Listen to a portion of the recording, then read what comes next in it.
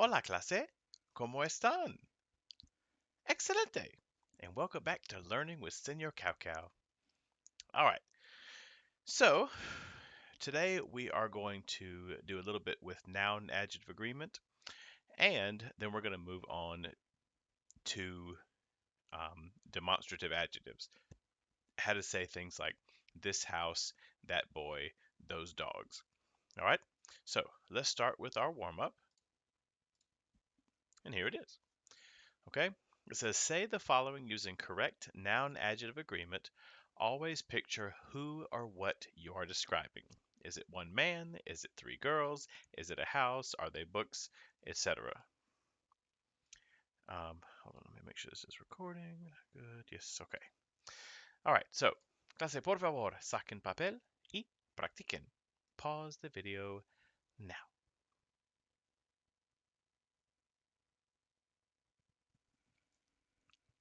All right. The white houses are small.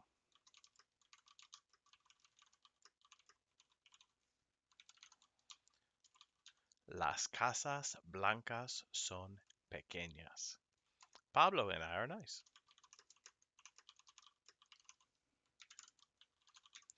Pablo y yo somos simpáticos. Because remember, Pablo y yo. We're describing two people. I have 10 green cars.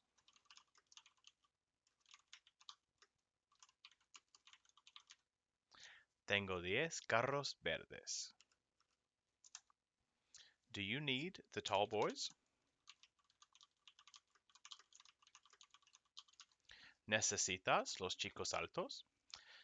There may even need to be an a in there. ¿Necesitas a los chicos? But I'll have to check on that. That doesn't sound completely right. We need to buy a big hat.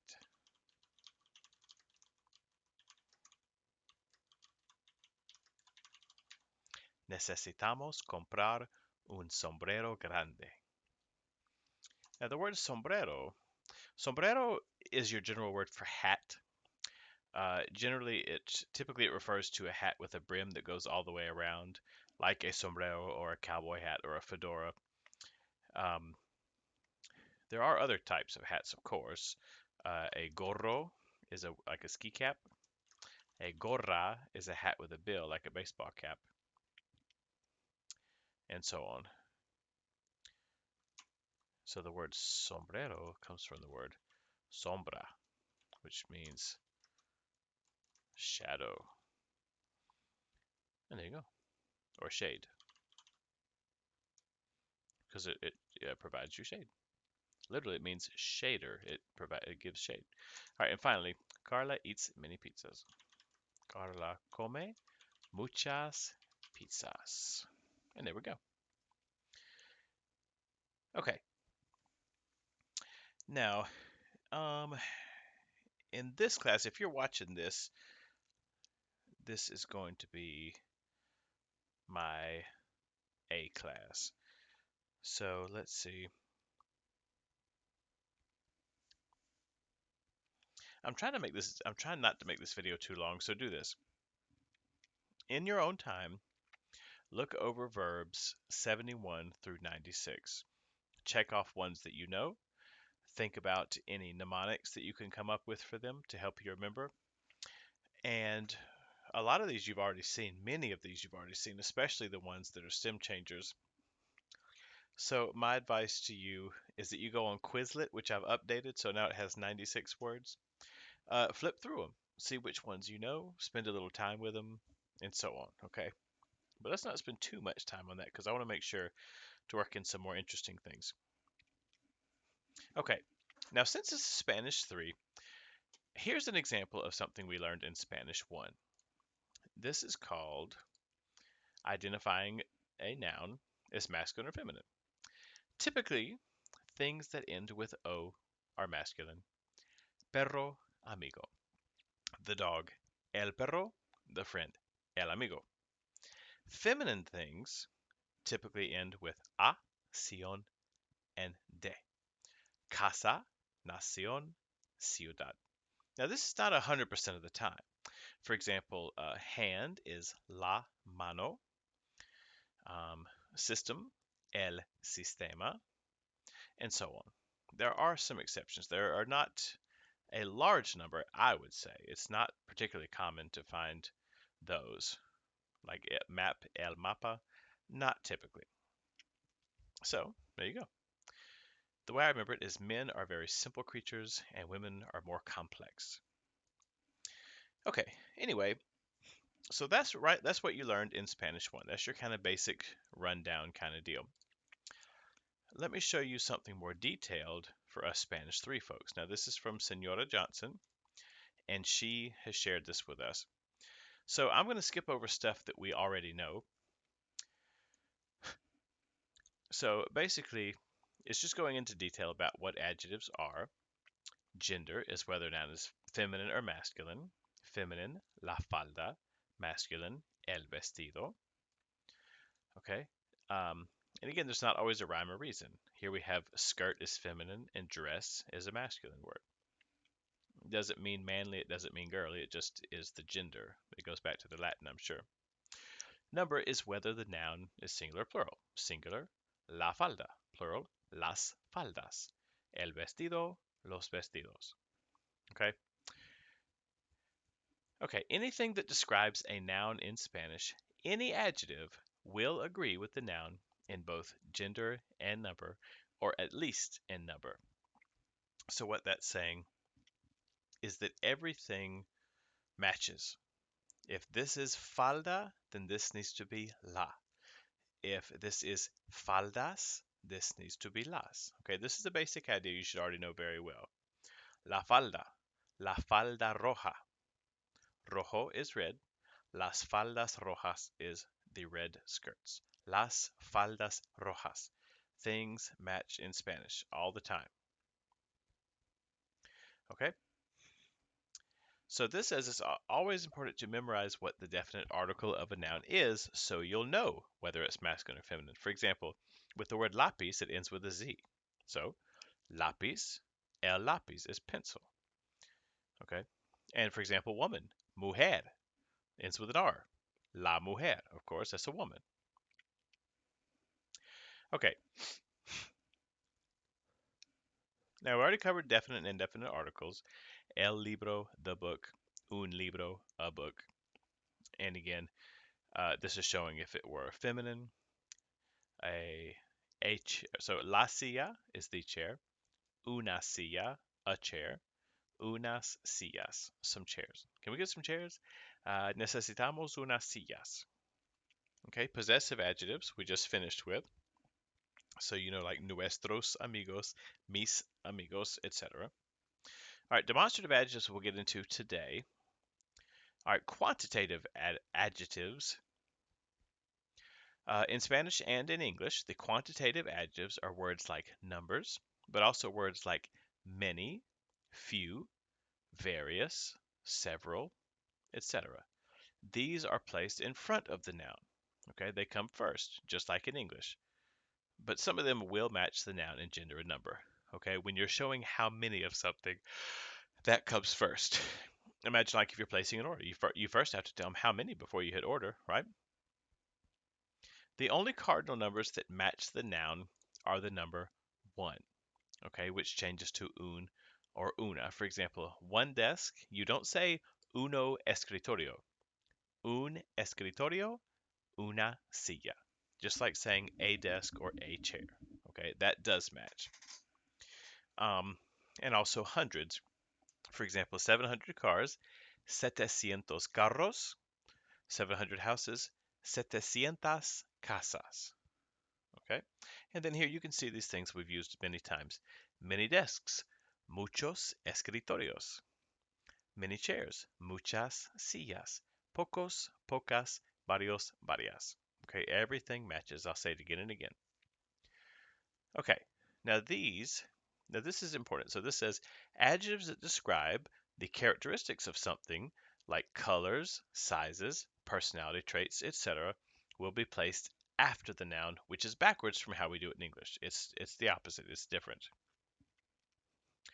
These will match the noun in gender and number, or at least number, at all times. Okay. Um, These are the only adjectives that do not follow the order of what English speakers would expect. For example, the shy girl, la chica tímida. Say what it is, then describe it. The black dog, el perro negro. Los padres inteligentes. Las revistas interesantes. Okay, so it's important to know the gender. Okay, now let's see.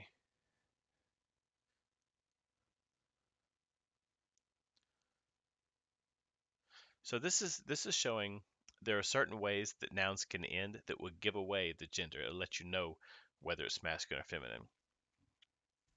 So the suffix dad and tad in Spanish are like the English T, like liberty, la libertad. Responsibility, la responsabilidad. These are always feminine. Nouns ending in sion or sion. Nouns ending in these are feminine. Nación, la información, la televisión. Words ending with umbre are typically feminine. La costumbre, la muchedumbre, la servidumbre. Letters of the alphabet are also feminine. So if you want to say, well, the A looks weird, you say la A parece raro, parece rara. La B parece pequeña. La C, etc. So the letters are always feminine as well, probably because it represents la letra. Diseases. I just learned this one today. Most nouns referring to diseases are feminine, though there are a few exceptions. So flu, la gripe. Allergy, la alergia. Diabetes, la diabete, la diabetes. Okay, and finally, nouns ending in itis. Nouns ending in itis are feminine, and many of those nouns refer to health-related terms. For example, hepatitis, la hepatitis. Pancreatitis, la pancreatitis. Appendicitis, la appendicitis. So here we're getting into medical terminology. In college, there was even a course called Medical Spanish. Oh, so here's some other things. These are compound nouns, and these are typically masculine. For example, dishwasher is called el lava platos. It is the wash plates. Pencil sharpener, el saca puntas. It is the take out a point on the pencil. Another one, skyscraper, is el rascacielos, a scratch skies. Okay? So, nouns ending with ma or pa. So saying there's some exceptions like papa and mama, but these are normally masculine. This is what I was saying. Map, el mapa. Play, el drama. Problem, el problema. Climate, el clima. El sistema, el idioma. Those words are all very common, by the way. I've seen those so many times in my studies.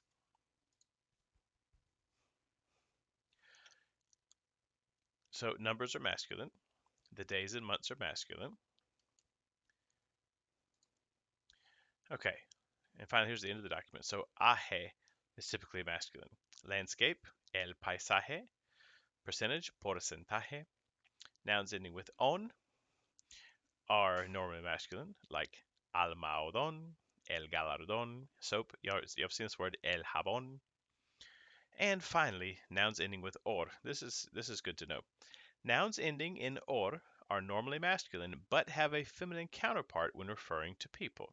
For example, profesor, profesora, autor, autora, indicador, indicadora, atracador, atracadora. Now, one other thing that's important to know as far as when to put things before. This is an article that's really getting into more detail. So I'm going to keep this super short because let's see how much time we're at. Yeah, we're already at 14 minutes. I don't want to drag this on too long. Okay, anyway, so possessive adjectives. Mi hermana. These come first. Limiting adjectives is when you're defining a number. Like 8 ice creams. Ocho helados. Menos dinero, less money. Those come first. Okay, and then here's some examples. Too much money, demasiado dinero. A lot of money, mucho dinero. Mucha comida. Okay, now this is where we put the adjective first. This is rare, don't let this mess you up, but I do want you to see this. Descriptive adjectives that emphasize an essential quality of a noun often come before the noun. For example, if you want to say, he's a good boy, you say, él es un buen chico. He's a bad person. Él es una mala persona. That is an essential, a very principal quality that someone possesses. Being good and being bad are that's about as defining as you can get about someone. So here we go. El valiente león protege su territorio. The brave lion protects his territory.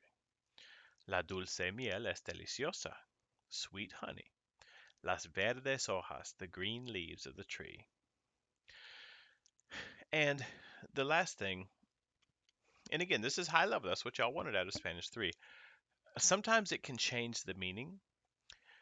So, for example, when placed after a noun, the adjective has a fairly objective descriptive meaning, like a big car, el carro grande. When placed before the noun, the adjective has a more subjective meaning. Okay, here's a good example. Gabriel García Márquez es un gran autor. Comes first. Gabriel García Márquez is a great author. Here's something that is literally big. Yo tengo una casa grande. Pablo es mi viejo amigo. Pablo is my longtime friend, even if he's not old. Juanita es mi amiga vieja. Juanita is my elderly friend. She's an old lady. Okay? So there you go. So it's just saying, like, if you put alto before the noun, it means like top, like high quality, alta calidad. And afterwards, it just means tall. And it goes on and on and on. Okay? Like, raro before could mean él es un raro chico. Um, no, no, that's I got that backwards. So if you want to say this is a rare food, esta es una rara comida. Wow, that's hard to find. That's good stuff. Or this one, es comida rara. It's strange food. It's like insect heads or something. Sorry, that's really gross. That turned my stomach just now. Okay, now I'm going to show you a short lesson because I've already taken a long time, and I really hope y'all are not bored. I'm just trying my best here. All right, so demonstrative adjectives. You've learned this before, by the way. This is some completely review. Demonstrative adjectives and pronouns are used to indicate something specific and exactly how far away that thing or person is from the speaker. For example, here's representing the person, and each time we are moving further away. So let's say we're talking about a dog. This dog, este perro. That dog, ese perro.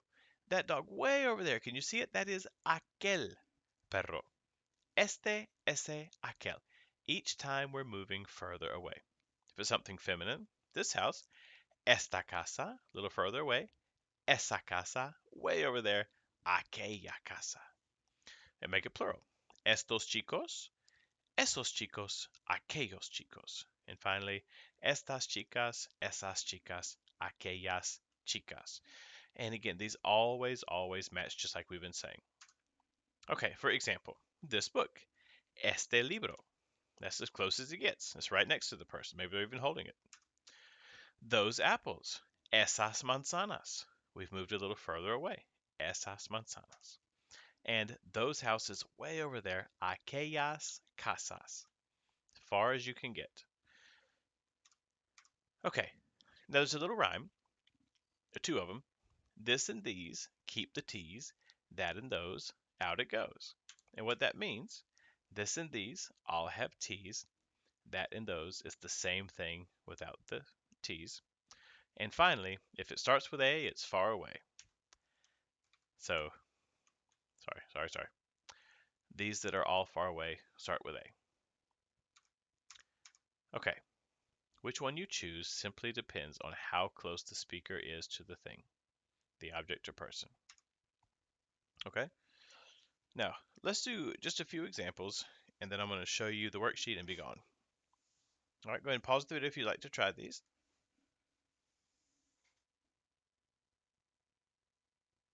I want this dog. Yo quiero este perro. We need those books. Necesitamos esos libros. He has those movies, the ones way over there. Él tiene aquellas películas. This can be very useful, especially like if you're in a store and you're trying to say, can you give me that one?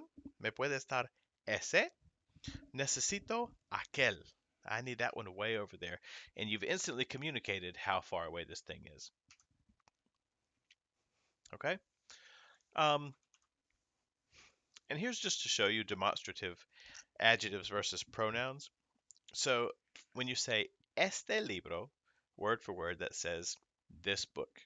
If you say este, that means this one. For example, I want this book. Yo quiero este libro. Or I want this one. Yo quiero este. And here we go. I want this book and those. Yo quiero este libro y esos.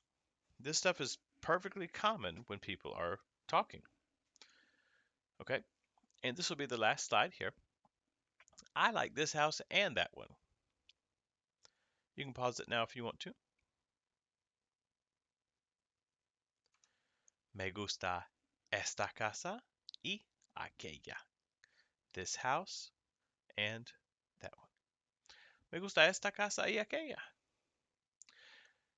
And these are, sorry, there's this for real is the last slide, I can tell you. Cerca, near, lejos, muy lejos, far and very far. Aquí, allí, allá. Here, there, way over there.